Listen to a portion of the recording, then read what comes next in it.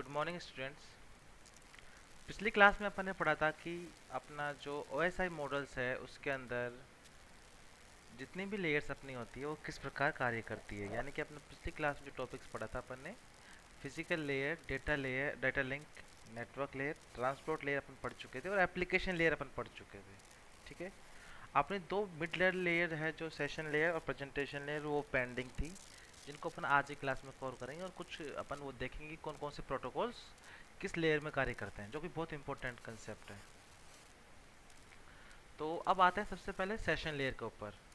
तो session layer का जो अ, एक तरीके से नेटवर्क डायलॉग कंट्रोलर की होती है वो, जो दो डिवाइस होते हैं जो भी कम्युनिकेशन करते हैं। यानी फॉर एग्जांपल आपने किसी दो यूज़र है आपस में चैटिंग करते हैं फेसबुक पे, तो एक सेम डायलॉग बॉक्स खुलता है जिसपे आप टाइप करते हो, कुछ वो टाइप करता है, दोनों आपको दिखा देता है वो। सो ये डायलॉग कंट्रोलर हो गया एक तरीके से, कि आपने कुछ मैसेज टाइप किया वो उसको दिखाएगा, उसने कुछ टाइप किया जो आपको दिखाएगा, और आपको दोनों को एक साथ एक डिस्प्ले पे दोनों मैसेज दिखाई देते हैं। Exactly exactly। तो इसको बोलते हैं डायलॉग कंट्रोलर। तो सेशन लेयर का मुख्य कार्य होता है डायलॉग कंट्रोलर का। यह जो जिन दो डिवाइस को बीच में कम्युनिकेट किया जाना है उनके बीच कनेक्शन स्टेबलाइज करती है, उस कनेक्शन को मेंटेन करती है और सिंक्रोनाइज करती है उन तीनों को। यानी कि जो सेंडर और रिसीवर है दोनों आपस में वो जो भी कम्युनिकेट करना चाहते हैं उनके बीच में कनेक्शन बनाया जाएगा, उस कनेक्शन को मेंटेन किया जाएगा और सिंक्रोनाइज किया जाएगा। यानी कि अगर पहले मैंने टाइप किया है तो पहले मुझे दिखाएगा, और जो मेरे बाद टाइप करेगा वो उसको बाद में दिखाएगा। इस तरीके से तो डायलॉग कहीं भी टूटना चाहिए, लिंक नहीं टूटना चाहिए, कंटिन्यूस वो चलता रहना चाहिए। तो ये सेशन लेयर का कार्य होता है। सेशन लेयर का इसके अलावा और भी मुख्य कार्य होता है। पहला काम होता है डायलॉग कंट्रोलर। सेशन लेयर के जो दो सिस्टम होता है वो एक सेम डायलॉग में एंटर कराता है। ये दोनों दोनों जो प्रोसेस होते हैं उनके बीच में कम्युनिकेशन था, हाफ डुप्लेक्स हो सकता है या फुल डुप्लेक्स हो सकता है फॉर एग्जाम्पल। ठीक है। तो वो डिपेंड करता है कि किस तरह का आपका एप्लीकेशन है, किस तरह का सिस्टम्स है, बट कनेक्शंस दोनों में से कोई सा एक होगा और सेम डायलॉग बॉक्स पे होगा। ठीक है। तो ये डायलॉग कंट्रोल करने वाला काम भी सेशन लेयर करती है। इसके बाद अपना सिंक्रोनाइजेशन। तो सेशन लेयर का काम क्या है दूसरा, कि सिंक्रोनाइज करती है डेटा को। यानी कि अगर आप पूरा आपको एक बड़ा डेटा भेजना है, उस डेटा को बीच में आपको चेक पॉइंट्स ऐड करके भेजता है आगे। Session layer allow a process to add check points into stream of data. यानी कि जो कंटिन्यूस डेटा भेजा जा रहा है उसके बीच में चेक पॉइंट्स अलाउ बना के आपको डेटा को भेज दिया जाता है। क्यों चेक पॉइंट्स क्यों भेजा जाता है? फॉर एग्जांपल 2000 पेजेस की एक फाइल है, तो इसमें हर एक 100 पेज पे एक चेक पॉइंट बना सकते हैं। क्यों? क्योंकि 100 पेज जाएंगे, रिसीव होगा और एक्नॉलेज मिलना चाहिए 100 पेज सही सलामत पहुंच गए। फिर अगले 100 पेज जाएंगे, रिसीव हो जाएगा, एक्नॉलेजमेंट अपने को मिल जाएगा। तो इस तरीके से डेटा लॉस्ट होने की संभावना बहुत कम है। होंगे तो केवल 100 पेजेस ही होंगे, इससे ज़्यादा नहीं होंगे। लेकिन अगर आप बिना चेक पॉइंट के एक 2000 की पेज की फाइल को भेजते हो, अगर मिडिल में कहीं भी वो फाइल लॉस्ट हो जाती है किसी भी कारण से, तो पूरी फाइल आपको दोबारा से भेजनी होगी, जो कि बहुत ज़्यादा बैंडविड्थ कंज्यूम होगा और एडवाइजेबल नहीं है एक अच्छे सिस्टम के हिसाब से। तो चेक पॉइंट्स का रोल ये है, अगर सिस्टम बीच में किसी भी पॉइंट पे क्रैश होता है, जैसे 523 पेज पे क्रैश हो गया, तो केवल 501 से लेकर 523 पेज तो ही भेजना है। ठीक है। इससे पहले या बाद के पेजेस को भेजने की अपने को जरूरत नहीं होती। तो सिंक्रोनाइज का ये फायदा ये है, यहाँ पर इसमें चेक पॉइंट्स लगा के डेटा को आगे भेज सकते हो। नेक्स्ट है प्रेजेंटेशन लेयर। प्रेजेंटेशन लेयर का काम क्या होता है कि जो भी आपने दो सिस्टम के बीच में जो भी इंफॉर्मेशन एक्सचेंज की जा रही है उनका सिंटेक्स और सिमेंटिक्स को मेंटेन करता है। सिंटेक्स का अपन पिछले जो अपने फर्स्ट लेक्चर था जिसमें अपन देखा था, सिंटेक्स होता क्या है कि किस फॉर्मेट में डेटा भेजा जाना, जो बिट्स भेजी जा रही है हर एक बिट्स का मतलब क्या है, कौन सा बिट डेटा को रिप्रेजेंट करता है, कौन सा बिट सेंडर के एड्रेस को रिप्रेजेंट करता है, कौन सा बिट रिसीवर के एड्रेस को रिप्रेजेंट करता है। इस सब को मेंटेन करता है प्रेजेंटेशन लेयर। तो प्रेजेंटेशन लेयर सिंटेक्स और सिमेंटिक्स दोनों को मेंटेन करता है, जिन दोनों सिस्टमों को बीच में इंफॉर्मेशन को एक्सचेंज किया जा रहा है। ठीक है। तो इसके मुख्य कार्य कौन कौन से होंगे? पहला कार्य होगा इसका ट्रांसलेशन वाला। तो यह जो दो सिस्टम्स के बीच में डेटा एक्सचेंज हो रहा है, उनके डेटा को, इन जो भी इंफॉर्मेशन एक्सचेंज हो रही है उनको ट्रांसलेट करता है। तो इंफॉर्मेशन दोनों के बीच में अलग अलग कंप्यूटर्स हैं, अलग अलग ऑपरेटिंग सिस्टम है, अलग अलग उनका एनकोडिंग सिस्टम है। एक 32 बिट है, एक 64 बिट्स है। तो जब भी डेटा एक जगह से दूसरी जगह जाएगा तो उसको जो रिसीवर का फॉर्मेट है उस फॉर्मेट में उसको कन्वर्ट करना पड़ेगा, ट्रांसलेट करना पड़ेगा।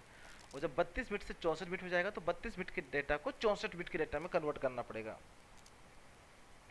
तो इन सब के लिए यहाँ पे क्या होता है कि हर एक कंप्यूटर के बीच में एक इनकैप्सुलेशंस का काम दिया जाता है, ताकि कोई भी सिस्टम 32 बिट या 64 बिट का हो, उन पे आपस में डिपेंडेंट नहीं होना चाहिए। अपना डेटा सबके लिए सेम दिखना चाहिए, ठीक है। तो प्रेजेंटेशन लेकर काम क्या हो गया कि जो भी रिसीवर है, जो कॉमन फॉर्मेट ऐसा होना चाहिए जो दोनों उसको रिसीवर डिपेंडेंट फॉर्मेट होना चाहिए, ठीक है, जो कि डेटा को आसानी से समझ सके।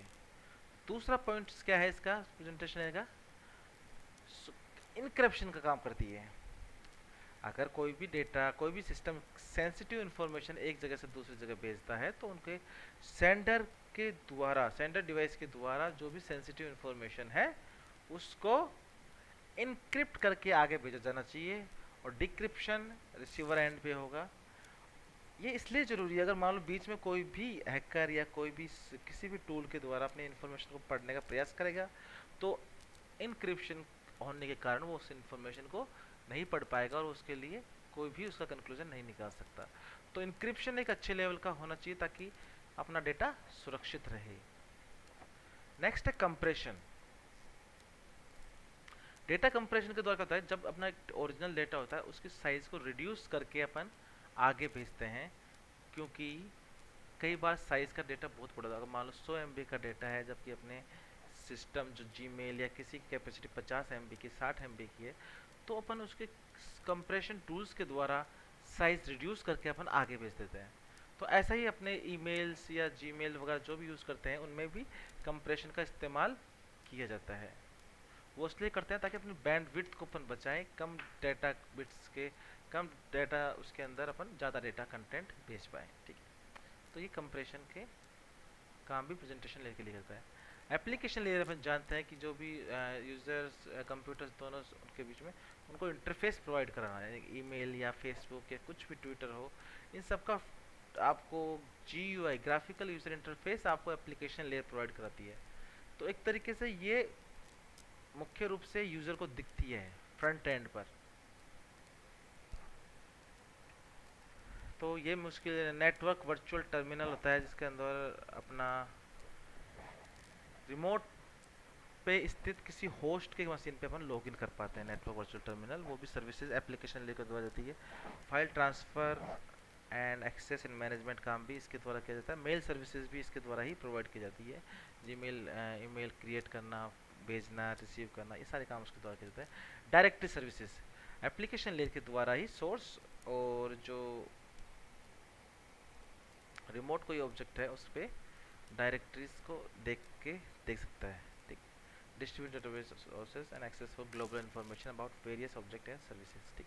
तो ये डायरेक्टरी सर्विसेज भी अपने को एप्लीकेशन लेयर ही प्रोवाइड करती है। अब एक जो बहुत ही इंपॉर्टेंट चीज़ है वो कंपेरिजन वाला ये है कि किस पर्टिकुलर लेयर में कौन से प्रोटोकॉल काम में लिए जाते हैं, ठीक है। हर एक फिजिकल लेयर और डेटा लिंक लेयर में तो सभी डिवाइसेस में ये काम होता ही होता है। यानी कि आप राउटर लो, स्विच लो, हब लो, सब इसमें काम होते हैं। सभी लेयर डिवाइस के अंदर physical layer, data link layer काम में ले जाते हैं, ठीक है। थर्ड है नेटवर्क लेयर। नेटवर्क लेयर के अंदर कौन कौन से प्रोटोकॉल काम में ले जाते हैं? ARP, RARP, ICMP, IGMP protocol और IP इंटरनेट प्रोटोकॉल। ये चारों पांचों protocol network protocol, network layer में काम में लिए जाते हैं।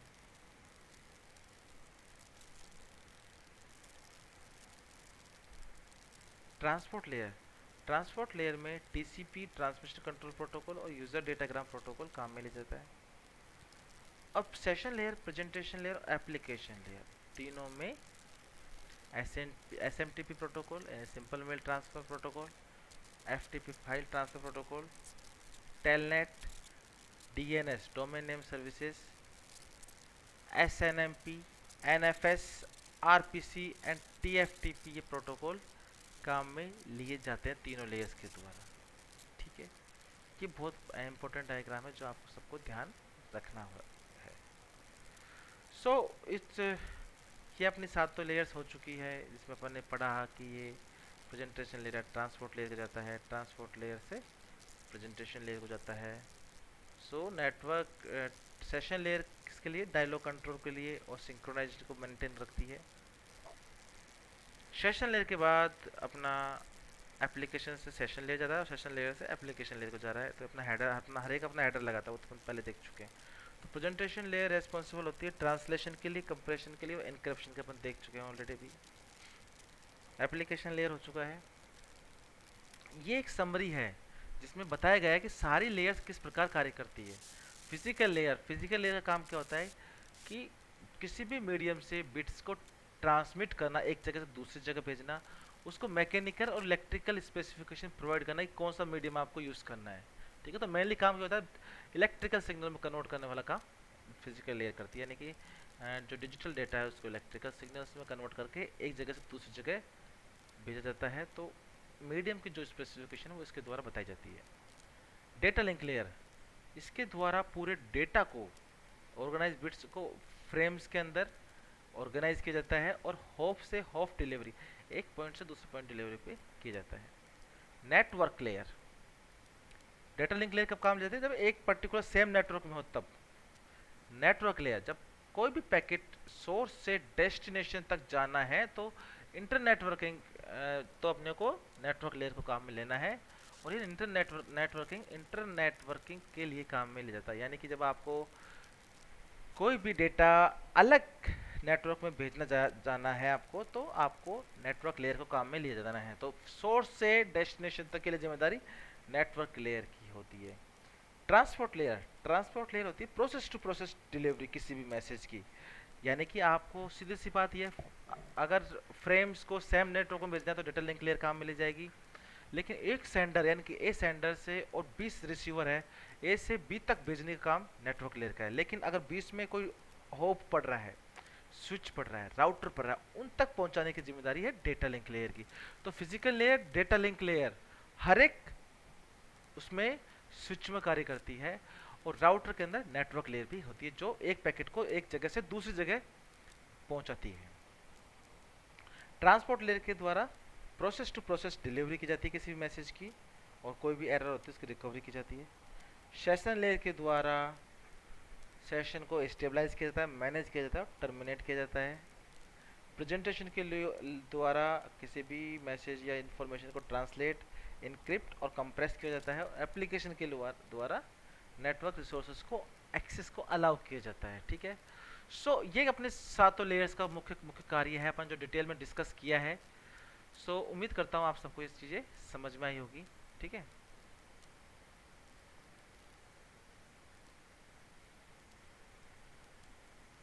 सो इस ये अपने इस लेक्चर में फिलहाल इतना ही। Thank you very much.